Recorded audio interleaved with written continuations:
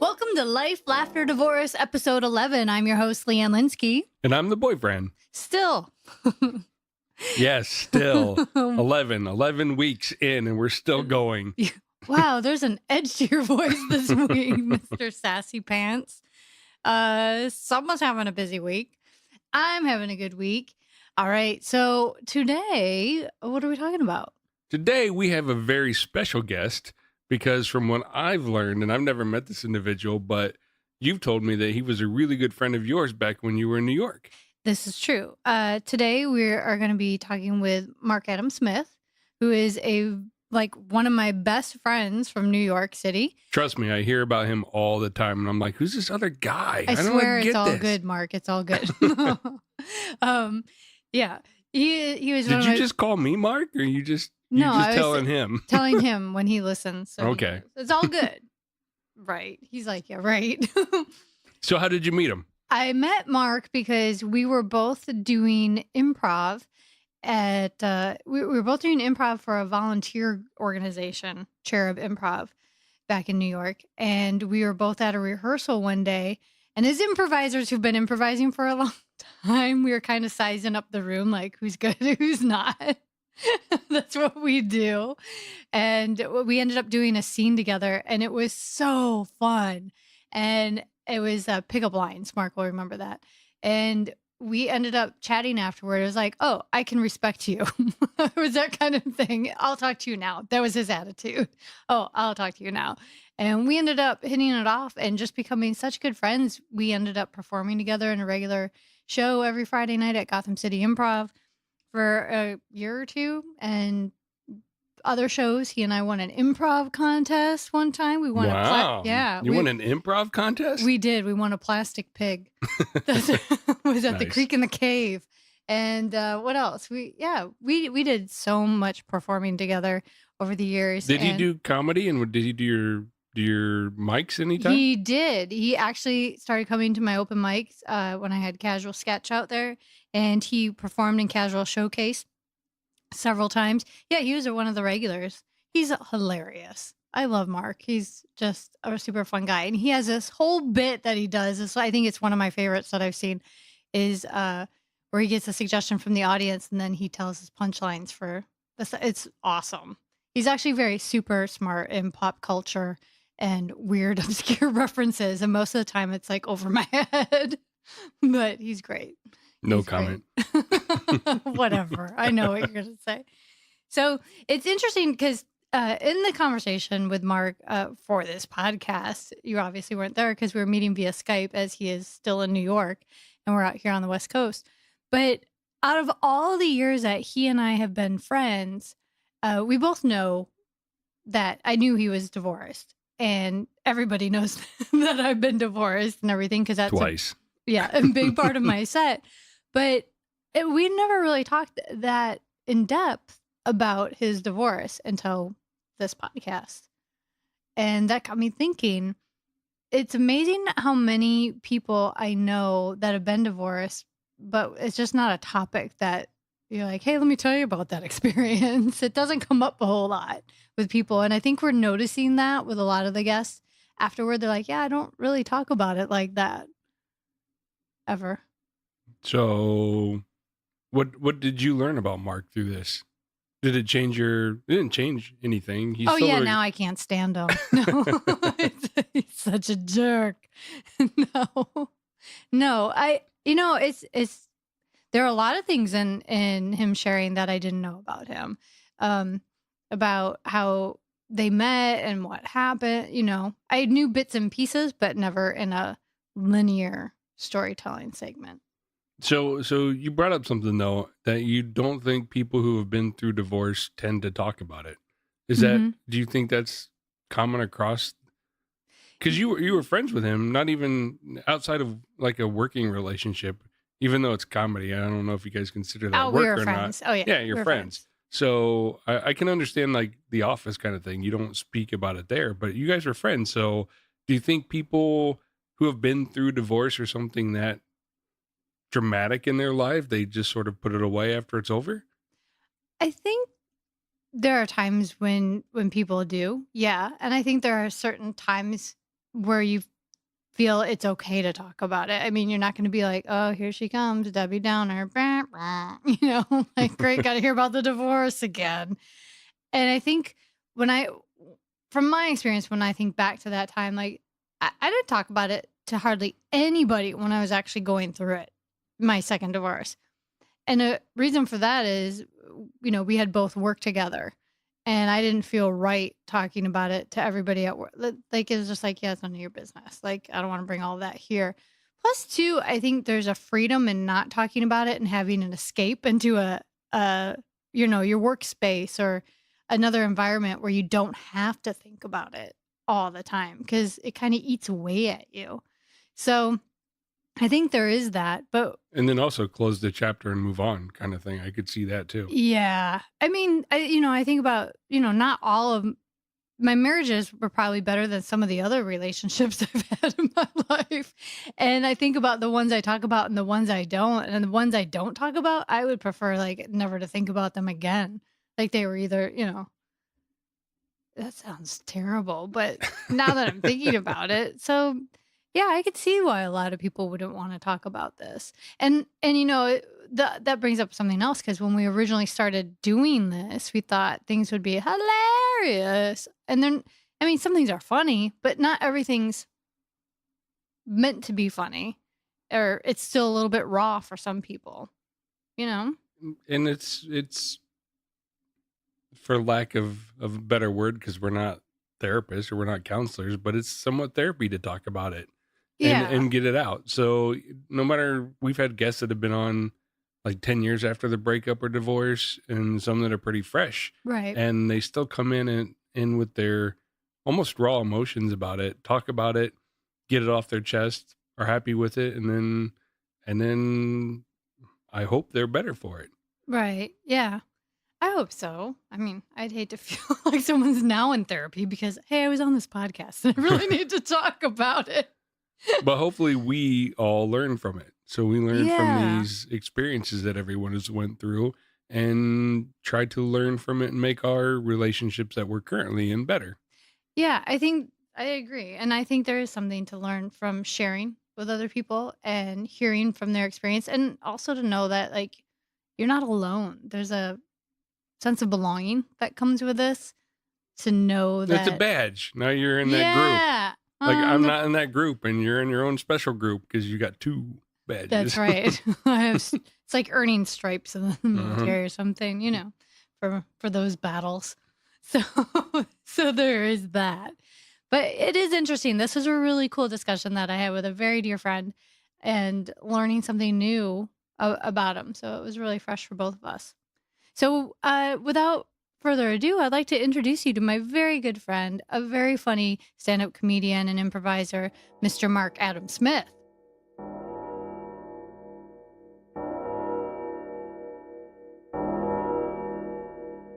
Wait. And I should probably add that even though I preface this with he's hilarious and very funny, this conversation is not a bit. We're actually having a somewhat serious conversation about a topic we don't normally talk about with each other. So, with that said, meet Marc Adam Smith.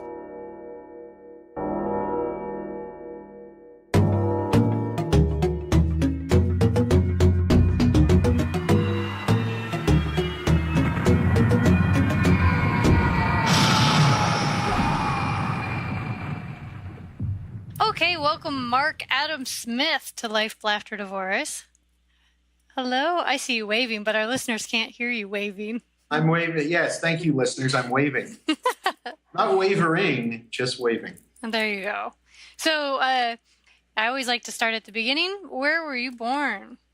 In New York City, 1966. Wow. At a hospital. Well, that's good to know you weren't hatched. Or no, many people think I was, who know me. Well, it had crossed my mind a few times. You came out of a human? Yes. So you lived in New York your whole life? Pretty much, yeah. In Queens? Queens, yeah. Yeah. And so how did you meet your ex-wife? I dropped out of high school at a very early age. This is a roundabout way of finish story because I went to work. My parents were sick, so we had no real money coming in the house, and I wasn't a good student anyway, so I was able to get a job at the union where my father worked. Because back in those days, it was like, yeah, sure. Like there was nobody going around saying, wait, don't put a 14-year-old kid to work. It was like, no, his dad's in the union, he gets a gig. That's just how it was. So I started working, and then I'm working, and I'm kicking money to the house, but I also have more money than an average young person should have around the age of 15, 16 or so. So I ended up not going back to high school at that point in time. So I'm traveling in higher circles than your average 17-year-old would. Because I don't have high school to worry about. I don't have like homework to worry about.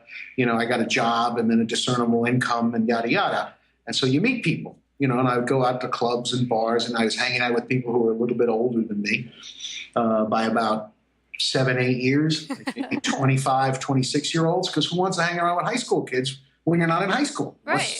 I don't get the point. I don't. So that's where I met the woman in question, and we were both very young. We were 18 at the time, but we were traveling in different in those circles of this would be 1984. So it's a different time. You can always use that excuse. It's a wonderful excuse. Well, it's a different time. Wait a minute. You were doing terrible things. Yes, but it was a different time. We have the right. Shut up. You weren't there. And so, a lot of partying, a lot of hanging out, a lot of drinking, a lot of drugging, things like that. That's the way it was. I'm not ashamed of it, not proud of it, but that's just how it was. And you start to get in a lifestyle, and you start hanging out with somebody. And it's like, oh, wow, this is great. This is awesome. This is like the best. Because it was really the first time, I had met anybody that I felt a connection with. You had like, right. Because the first couple of years when I was working, I was, go home, work, kick money. Oh, wow, someone's nice to me. Oh, I like this person. You start to feel attached. It's like a puppy. It's like, oh, it's not. And then you confuse for what love is because you think you're in love, and maybe you are, but it can be a bit confusing, but you immediately want to keep to that. Do you know what I mean? You want to, this person likes me. Right. I want to spend all my time with them. You're kind of addicted. Yeah, you're kind of addicted to a person. Yes. You have it, yeah. And you get addicted and you think, okay, this is a person and you don't know because you're very young and you have no life experiences. So you think, okay, this is going to be.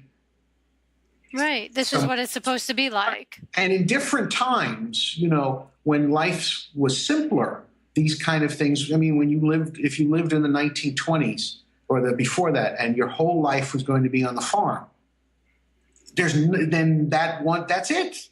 You don't see, there's nothing else out there. You wake up, you do your chores, you're married to somebody, you have children, you live on the farm, you die. Right. Or even going back to the dark ages, you marry someone at the age of 18, you're dead at 33. So this is what because there was no, there's other things. And as society, as we've expanded, that's why marriages, I think, that's why you've had so many divorces, because people back in the olden times, divorce. Well, yeah, because now we live longer, so we got to find a way out. Right. What was the point of divorcing at the turn of the last century, like 1888? I mean, like, I got nothing going on here. I got to go outside to go to the bathroom. This is what do I know? Right. So you met her, and you were right. working. Well, what was she doing? Was she in high school? What was? No. She was. She had also left school, so we had that we could commit that. We had the commonality of events in life. Right. I had a contentious relationship with parents. She had a contentious relationship with her parents. So there's that. The bonding. The false kind of bonding of like, it's us against the world. It's like, oh yeah, we're both the same. And, you convince yourself that these things are true as things are working up, and it's like, yep. And it's part of your choice. She was working. She had a job. She worked at a department store that we used to have out here in Queens called Alexander's, which was a rather well-known department store here in Queens for many, many years, very close to us. And she worked there. And that was it. We both had that sort of like, we wanted to spend time with each other because the alternative, the home situations were good. So it's like, oh, let's hang out. We'll do that. We'll hang out with each other. You were kind of an escape from your own Yeah, it was reality. an escape. It was that kind of like, it's the kind of thing. If I were a songwriter, like I would have written a pretty good song about. Hey, it's like Billy Joel or Rod Stewart. They wrote these songs about young lover. And, oh yeah, I don't write songs. I'm just sarcastic and angry. Well, I've heard you sing, so. Yes, it's not fun. Yeah, it's not a good thing. So you met her, you guys hit it off, you had all these commonalities, and then what happened? What happened to lead you to get married? There was a lot of people who, as we were getting serious and more serious, were like, well, no, you shouldn't do this. This is wrong. This is not a good relationship, like outside people. So when people tell you that, your reaction to that is, well, what do you know? Right, you're wrong. You don't know what you don't know. And that is when you're 18 or so and you think you know everything. You do at 18, of course. So what was it that they saw that you didn't? We were two people who carried a lot of anger, and that's not necessarily a good thing to bring into a relationship. But there was just a lot of anger. We had a lot of fights, but then we make up. And then we blame other people for the problems. It's their fault. It's the outside world's fault. Do you know what I'm saying? Right. It's not our fault. And so other people, did they see this? Yes. Other people could. There were other people who I had old friends who were older and say, pardon my language, I won't curse, but what the F are you doing? Are you stupid? I said, you don't know. And they were like, yeah, I do know. I do know. Because I did this 12, 15 years ago. Don't be stupid. Yeah, you don't know. I'm different. You think you're different than everyone else. That's the thing. You're like, right. Okay. I understand what happened to you, pal. I'm smarter than that. Right. That would never happen to me. Never happened to me. And then it does. Mm-hmm. And I think she was in the same situation. She had was part of a single parent household.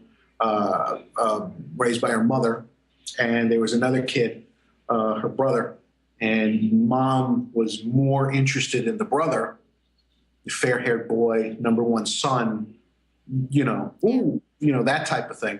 So she didn't get a lot of love at home. That was her situation. My situation was I'm an only child. So, but I often did the joke. I said, I'm an only child and still wasn't my parents' favorite, because, it's just like I love my dad. My dad's a great guy. He's a great dad. But mom was challenged. Maybe shouldn't have had kids, so there was, it's just the way it is. It's like, I can't be on, I recently posted something. It was his 25th anniversary on my mother's death. And we had a tough relationship for a long, long, long, long, long, long time. And not everybody should have kids. And I always felt that about, kind of, may not have been the best person to have a kid. But so you live with that. And there's nothing you can do about that. So I had my own issues. So I think we were drawn to each other. And also there's the codependency of when you tell that person what they want to hear. And that bonds you together. You know what I'm saying there? It's like I'd look at her situation and I go, you know what? You should do it is, and that stinks, and your mom's unfairness and thing. And she'd look at my situation and go, yeah, and your situation is like, oh, tell me exactly what I want to hear. Right. Not what I need to hear. Because you both were in an unhealthy place. Right. It's an unhealthy place. Right. And you think it's the smart thing to tell, and anything you don't, that's not true love or friendship. True love and friendship is tell the person, okay, this is the deal. Instead of, oh, let me tell them something so I can make them feel good and they'll love me. Mm-hmm. Because if you give somebody this, oh my God, I love this person. She understands me. She's telling me everything I want to hear. It's like the Henry Rollins song, Liar. Mm-hmm. I'll tell you everything you want to hear. You'll love me. You'll think I'm the best. It's like, and you do. You're like, oh yeah, that's true. You get me. And then you realize, wait, that's not helping me. Right. That's just enabling you. And yes, thank you. You're a smart person. You're educated. No, thanks for recognizing. UNLV. So running rebels. So how long were you guys together before you got married? Actually, it was 11 months. Wow, that was a short time, and then you got married. Yes. And then how long were you married? About a year. Right. So 18 months, 13 months. So it was very quick and very, like fat, like a comet, right? Like Yeah. exploded. So did it happen gradually, or, I mean, it usually does, but what was your case like? How did that happen? How did it end? Once you start to then spend all your time, see, we were spending time together, but we also would do other things. Then it became just us, it became this. And over a very quick amount of time, it was like, oh, how do I get out of this? And you start to see things. And once you're in something, and then the real, like the spots come out. Is that what, oh, what? Well, no, wait. Oh, I thought I was going to go here. No. Or where and back then, there was no, it's like, hey, you could have called me. So at first did it seem kind of nice at first, like a real comfortable, and you had your thing. And then all of a sudden, as you got comfortable, you branched out again, and then it became you start uncomfortable. To think, you've put all your eggs in this basket, and now you're set. Everything's good. Your life is settled. Uh-oh. Wait, what? And then it's not. And I was no prize either, because I was still, I was still full of myself. I thought, hey, I know and I wanted to hang out, and I still wanted to, and it wasn't enough money. We weren't making enough money, of course. We had, look, it was the 80s in New York, so you could live cheaply.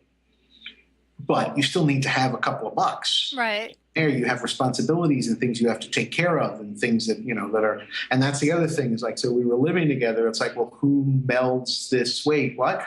So who pays this bill? There's a bill? There's what? Wait a minute, what? Well, you pay this and I don't use what's, and then you're trying to figure that out. It's like, and it's not like two people who were, like it ain't road right. stop. So suddenly you went from two teenagers to two adults trying to be adults and figure that situation out. Yeah. And that's, you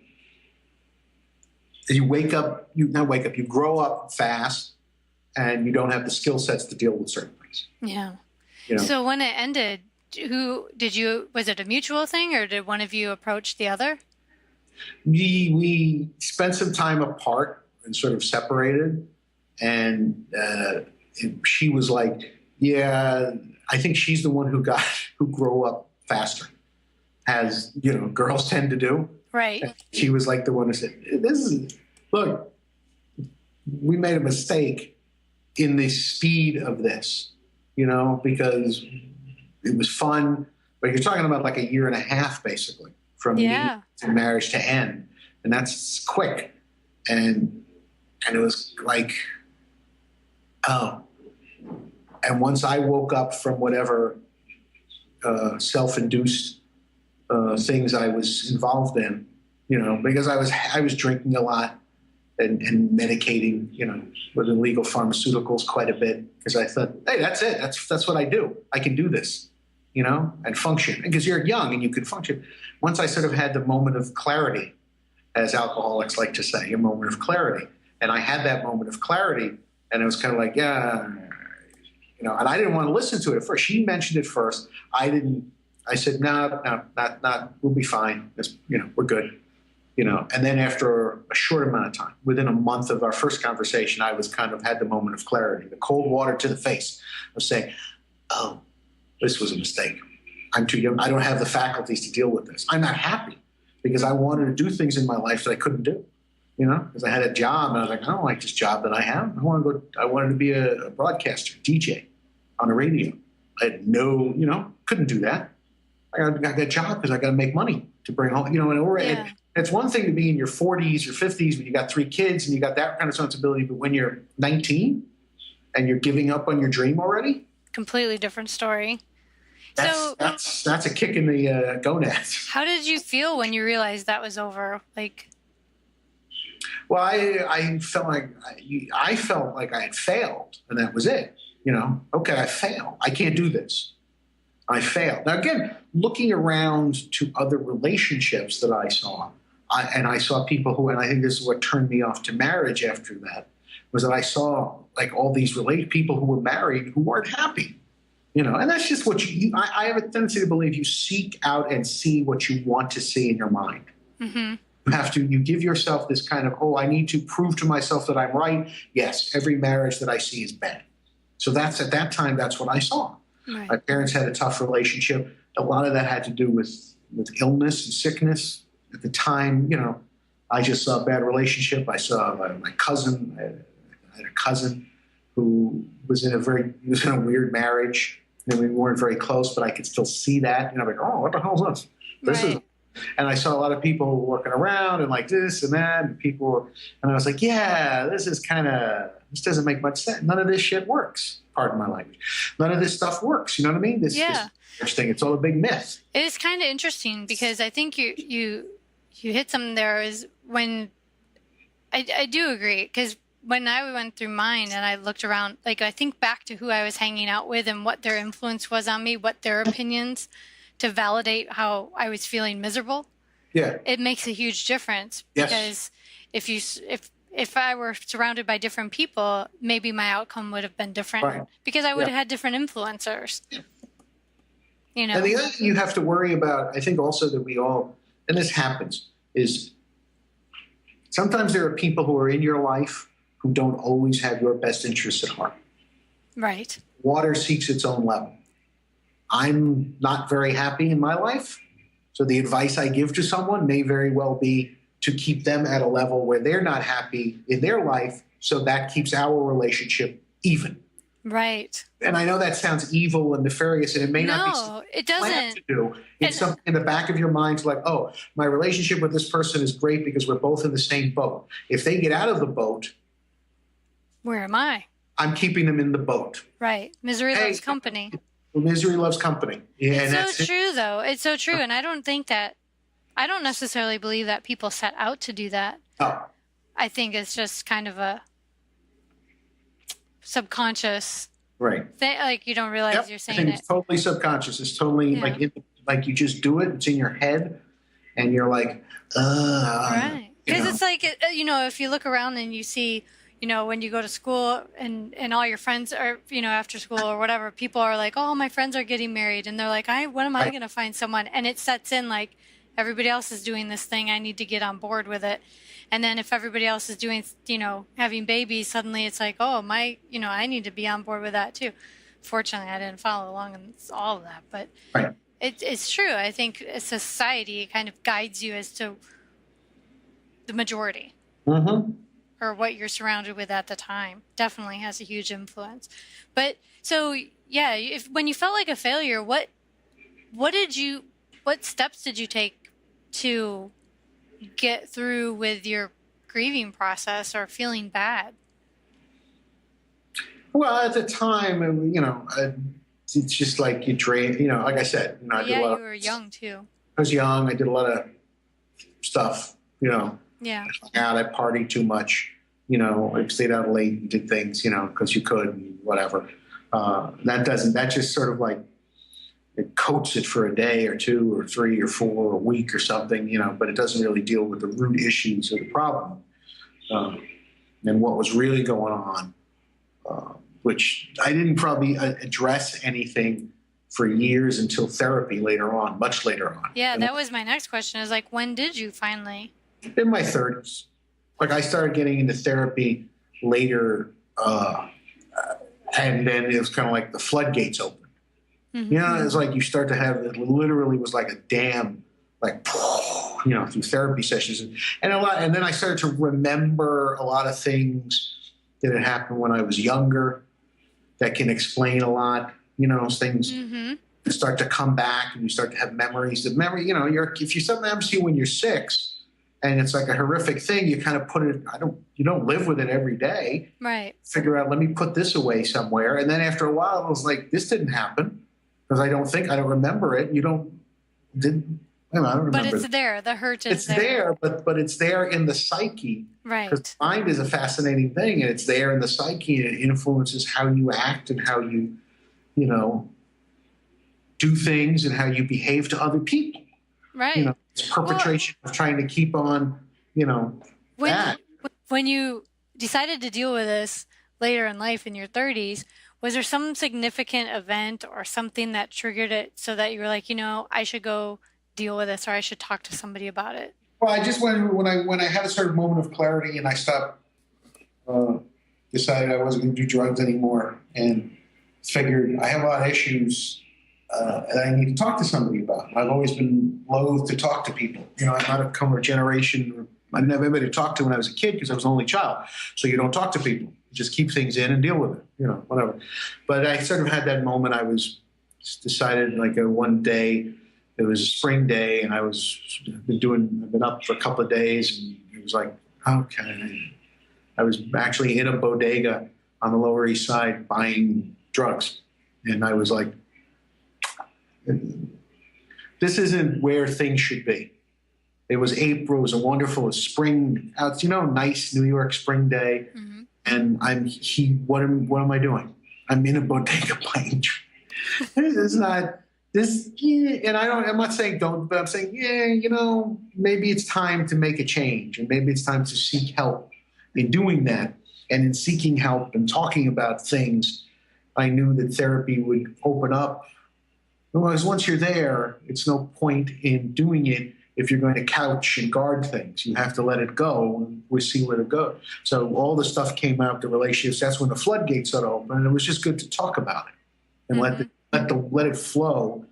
And then that opened up, and then I understood a lot of things, and I was in better, I understood more about life and the choices I've made and the things that I've done. It didn't necessarily, just because, and let me say that, just because I understood it didn't mean I was cured.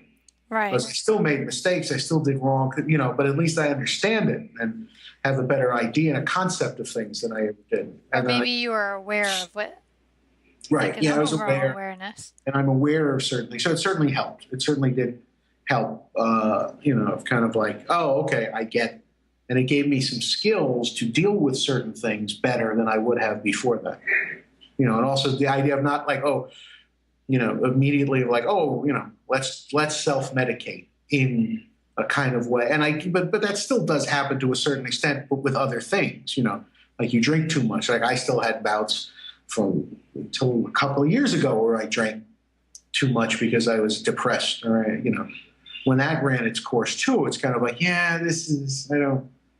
I can't handle this anymore this way. It's not the best thing. It's like, I'm having a bad night. Let's go drink crazy, because I'm older now, and that just doesn't make any more sense. It's just sad. It's just like, I know, like this doesn't work now. Now you've become that guy. Yeah. Yeah. And it just was like, so that happened. So those things are good. Well, how did after you had gone through a divorce, how did going through a divorce affect your future relationships? It guarded me, made me more wary of where things were going to end up. I was sort of strident in a certain belief of like, I'm not getting married. I don't want to get married. I don't get married. That could at some point, if, when that conversation comes up, I don't want kids. I don't want kids. Don't have any kids. Never liked kids. No offense, kids, but I don't like you. I don't care for you. You're too needy. So you get that kind of like ends. It's like, oh, really? And if you're in a relationship with someone and you tell them fairly early on, there are limits to where this could go. Right. As far as I'm concerned, then that kind of ends things. Right. Why try to beat the wall down when the wall's pretty sturdy? So, which may not have been always the best way to go about things. I don't know necessarily that I feel that way now as I did for a long period of time. But then again, the life and situations change to where it's like, I shouldn't have been, I could have been smarter about that. The way I did. So, yeah. So now that it's many years later, how do you feel about marriage now? Now I feel if I would get married now. Now I would. Yeah. Because I think now being, because I'm at that point now where it's like, I need someone to take care of me. Because yes, I love you. Drooling. Well, you don't need a wife. You need a nurse. I need a nurse. No, I'm kidding. No, but I would give, if that saw itself to happen now and I met someone, I'd get married now. Yeah. Because then I'm okay with it because I'm an adult and I understand it. And it would be like an adult relationship for two people just spending time together and doing things and, exploring together. And I'm in a better place with that. Right. I'm not against it. I would welcome it. What would you say is the best thing that came out of your divorce? An understanding of who I was. And it didn't happen at the time, but in years later, in figuring out. Because it was interesting to me was to look back on who that person was and why he did what he did and why I did what I did and why. And then it was like, oh, okay. So ultimately, look, I mean, we can't, these things happen, right? Life is life. You can't go, it's as a boy, if I had a time, but you don't have a time machine and you can't go back. And it's done. Yesterday's done. There's nothing you can do about it. Yeah. And so understand it, live with it, look at the situation and go, okay, I get it. And I'm okay with who I am for now. If you could go back in time and Yes. tell your younger man self Right. Advice, what would you tell yourself? Listen to people. Listen to the right people because they were there. I just didn't listen to them. They all lumped in with everybody else. So that's what I'd say. I'd say, hey, listen to some people. But who knows? If I had made different decisions then, I'd be a different person now. Right. In a different place. And who knows that it's better? It's easy to say that. It's easy to put that, oh, if only I had done this. But you don't know what that. Maybe you made the best decision you possibly could at the time. Right. It's easy to say that. It's easy to look back when you've made a bad decision or something. Boy, if I had done this, everything would have changed. Well, it's like that movie, Sliding Doors. You have no clue. Mm-hmm. Maybe being in that place would have led me someplace else that would have been a worse situation or something evil or terrible could have happened. No way of knowing. No way of knowing. You just have to accept. As an adult, you made decisions, you live with them, and that's it. Move on and try to make the best ones. And as you get older, try and be just a little bit smarter, and understand certain things. And don't worry about doling out advice to people because it's kind of like, yeah, okay. If people ask me questions, I'm kind of like, well, I said, you got to choose this path. I don't give advice to people either. I just kind of like, people will ask me, I go, you know what? You kind of have to do this yourself. And that's difficult because everyone's going to give you advice that's suited to them. Right. Coming from their own personal experience. So if I ask you what I ask a lot of my guests is, what advice would you give to someone going through divorce? You would say, don't have any? Keep your own counsel. That's it. Keep your own counsel. You're not evil. You're not an evil, awful human being on the face of this earth. You're an okay person. You'll figure it out. You'll figure it out. It'll be hard. It'll be difficult. It'll be problematic. Sometimes you want to kill yourself. Sometimes you want to kill somebody else. Get through the day. Get through the day. Get through the day. Go to sleep. Close your eyes. Open up your eyes the next day. All right, I got a shot at doing something different today. Or making today a better day. And I know that sounds Pollyannic, but I kind of always believe when I wake up in the morning, it's kind of like, all right, today might be a better day. May not be. Odds are it won't be if you're in a bad situation. But you never know. It's like the lottery. But you have a new chance. You have another chance. I got a scratch-off ticket. I won $100. Oh, my God. Well, if I hadn't have bought the ticket, I wouldn't have had that. So you take a chance. You got to keep positive until it beats you down to the point where you can't be. You know what you made me think of? You made me think of the movie Groundhog Day. Right. Which is coming up. Friday. Yes. Groundhog Day. Groundhog Day or Groundhog Day? Right. But Groundhog Day will have passed by the time we air this. Yes. But that said, Groundhog Day, that movie where every day, essentially, he gets up, it's the same day, and every day he decides to live that day differently. Right. Now, in real life, we don't live the same exact day, but we are in the same life, and we still have the same opportunity to get up and make new choices every day. Right. No, exactly. That's exactly right. And how many of us do that? I mean, down to the fact, we don't, when we see the movie, he makes little changes. Yeah. Right? Yeah. And then pretty soon it's like the whole day and event of the day, everything changes by the end of that movie. Everything you do is a choice. Yeah. How you act around other people, the way you do things is a choice. And sometimes you make a bad choice and you realize it while you're doing it and can't change it. And other times you're like, whoa, hold it. you know? Like I mean, that happened to me on Saturday. I was getting upset at something that I didn't have to get upset about at work. Mm-hmm. I didn't have to get upset about it because it really was not a big deal at all. On any level, it was not a big deal.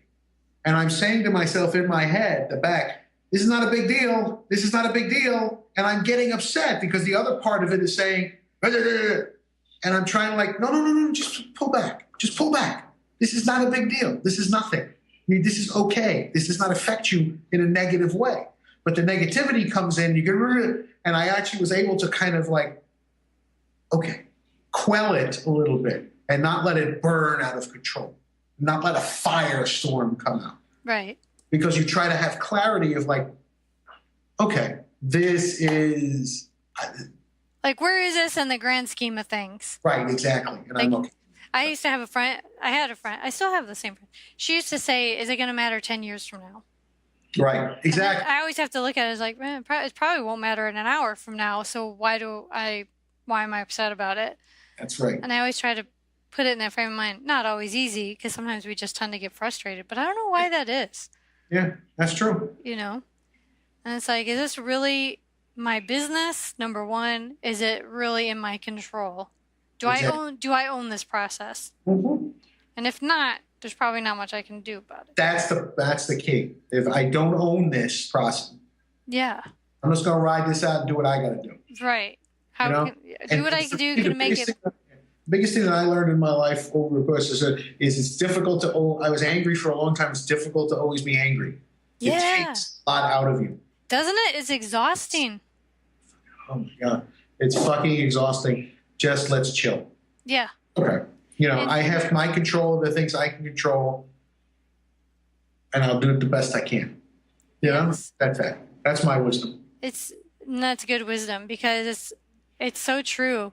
I try to be more relaxed and think, what's really important to me today, instead of getting bent out of shape over so much little stuff that really has no meaning when there's so many bigger issues in the world to worry about. Mm-hmm. And then even in the bigger issues of the world, then you have to go, what are the real big issues versus what are just blown up? So, there's that. And I think, but that goes back to any relationship we're in. Yeah. I always look too, I don't know about you, but we've been friends a long time. When we do this, we kind of tend to sit back and evaluate a little bit more before we react to something. Right. I know you and I have kind of conversations like, hey, should I concern myself with this? Right. Exactly. Like, is this a thing? Yeah. Versus, instead of just throwing our hands up and stomping out. Mm-hmm. It's like, wait a minute, did I catch that? Did I hear that right? Most of the time I don't hear anything. My hearing's going. That's true. Just, that's it. And so, I don't know. Here's something for you. When you date people now and they ask if you've been married before, is it an easy question to answer? Yes. Was it? I don't like to I don't see any reason to at this point lie or come up with it's like I'm 50 now. There's no point in that. Yeah, it was a long time ago. But when it first happened, how did you feel? Probably not. Like in my 20s, not. Didn't mention it at all. Yeah. I'm sure there were people who knew me back then who were like, "You never talked about this." I'm like, "Yeah, I know." Yeah. Do you? Not that I have a lot of contact with people who I knew or worked with when I was in my 20s, but Right. Well, does she still live in New York? No. She moved away to somewhere in the Southwest. Wow. In the late 80s, early 90s. So you don't have any contact with her? No. You don't troll her? Yeah, I believe she kind of dropped out of society out there, just moved, met somebody, started a family, but that was a long time ago. It was the 80s, 90s where you could still do that. Just like, hey, I'm not part of, It's easier to disappear in the 80s and 90s before Facebook existed. Exactly. Now you can't, you meet someone at, the grocery store and you're friends with them for life. And I'm not someone who likes to go back. So there's been no real, I don't have any like, oh, don't you want to reach out to people? I said, yeah, no. It's kind of, no, it's kind of the past. I let the past be the past. I don't like to go back much. So I have people it's when you know who your true friends are. I thought about this a few weeks ago. I said, I've had a lot of jobs where I've worked with people that for the time that I was working there, we were very close and friendly. But when the job ended, I've never seen those people again. Wow. I just have, It's what I mean? true. It's true. I've Yeah, never seen them again. Like I can look at this person or that person, like 5, 6, 7, 8, 9 different jobs that I've had over the years. And I was, oh man, we were close. I've never seen those people again. It ended. It just was like, oh, we'll stay in touch. We'll do this. I mean, it's easier now because, like because of social media, like there are people at the place. I worked at a place from 99 till 2012. And some of those people I'm friends with on social media. So I still am able to talk with them a little bit. Yeah. But I don't see them. Yeah. And it's not like we're in contact every day, but it's like, hey, how you doing? You're okay. Oh, okay. I'm okay. But others, I don't, there are others, plenty of others who I don't. Yeah. That's the interesting thing about friendship. Over the course of time, you know who your true friends are. Because they're always around. Because they're always around. And you also know you have a lot of acquaintances in life. Yep. But friendship is something different. Like you and I have been friends. We've only known each other. We met in 2010. Yeah. It's only been like around 7 years, right around this time. It was like 7 years. Yeah. Which is a long time, but, it ain't the longest time. No, it seems longer. Yeah, it seems longer because I'm long-winded and first takes forever. Like, oh, my God, shut up. Oh, my God, shut up. And then you had to be nice to me when I was running the company. So I was like, I got to be nice to Marc. He runs the comedy show. Yeah. No. Or else I won't get in the show. That's not how comedy works. You don't have to be nice to anybody. I have a question for you, weirdo. Is when you check the box, married, divorced, or single on applications, what do you check? I put single. Because doesn't you feel like you're just single? It's not like, divorce. I think when you're first divorced, it's like, oh, where's the box for divorce? Because it's been so long ago. Yeah. I mean, I've been married twice, and I still check single sometimes. I'm like, oh, yeah, there's that. Yeah. Yeah, it's like, I'm like, yeah, I've had enough. Isn't single and divorce the same thing? Kind of. I mean, you are single. Like, why do they need to? I think it's just all because they need to know you've been divorced so they can put you in a different group. But what does that mean, divorced versus single? Right. Yeah. Then it should just be divorced, never divorced. Right. Married, never married. Right. Yeah. I refuse to answer. It's like, I don't know. It was a crazy weekend in Vegas. It's very gray. Right. None yet. That's my response. None yet. Yeah. I don't know. It's kind of weird. I don't know. Do you want to add anything else about divorce? No. I think we've gone through a lot. I've not talked about it this much in decades. Really? Me neither. Since therapy. And that was in my 30s. Yeah. And now I'm 50. So it was a while ago. That was a long time. I know. Digging that stuff up. It's like, oh, yeah, there's that. Right. Do you have any funny stories about you and your ex-wife?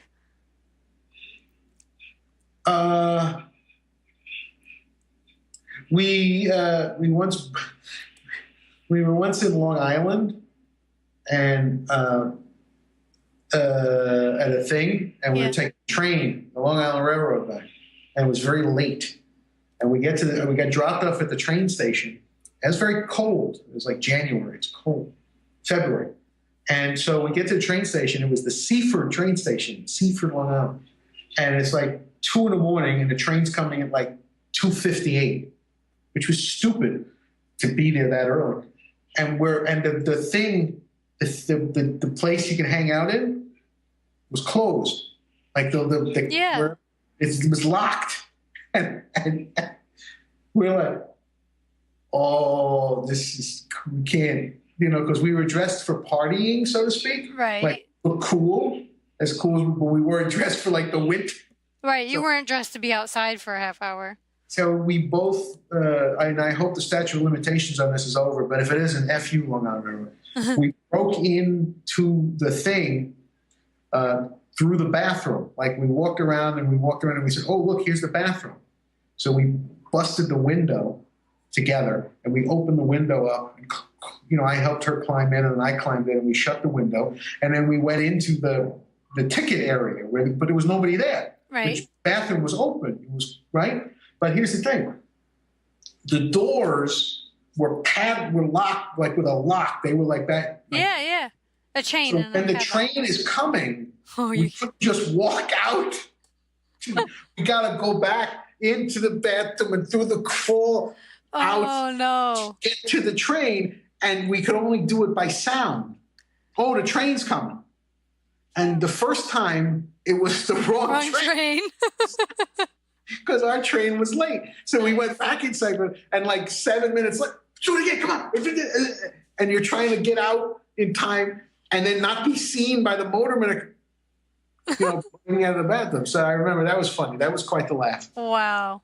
Break into something back then. But that's other stuff. And other things, the memory fades. Things like certain things I remember from back then, but there's a lot of stuff I don't. Just that. Isn't that weird when you're in it? It feels like everything is so fresh and it's like it happened yesterday. Yes. And then now I try to remember. I don't remember as much. Right. I have a few key stories that will always remain funny or, like the big significant things. But then everything else is like, oh, I forgot about that. Yeah. Yeah, it's true. It's weird, but that's a time. Thanks for bringing it back up today. I appreciate it. Hey, you're welcome. I'm glad I could open all those wounds. Ooh. I'll be sending over some salt. Now I'm going to run out and go buy drugs. Thank you. You put me back. You're welcome. Like I know where to go buy drugs. I've hit all of your triggers, and you'll be relapsing soon. By drugs, I mean like things for high blood pressure and diabetes. All the needles you have for your finger. I am going to the Duane Reade and buying some Malox and some Flonase. Nice. Hate myself tonight. Oh God, that's. Oh, how things change, things change. Well, this has been awesome. Yes, thank you so much. I'm glad to be on the show. It's fun. I'm glad you're doing it. It's a great idea, and it's good to talk to you. Well, it was always nice talking to you. Always. I love hearing your stories. Thank you. And then I'll, we will talk again soon. Yes. Of course, we'll have to have you back if you end up remembering anything else from your past. Right. I know the dementia has set in, so it might be difficult. I don't remember what we just said. That's how bad it is. I don't know. In 5 minutes, I won't remember talking to you. Oh, I won't remember that I recorded this. I'll be looking all over for it. I'll call you tomorrow and be like, when are you going to schedule with me? and we laugh because we know it's true. Yeah, it's true. That's true. I'm ready. Okay. All right. Well, yeah, thanks. This was memorable. Good night, and thank you. I appreciate it. You're welcome. Thank you, Marc. Bye. Bye.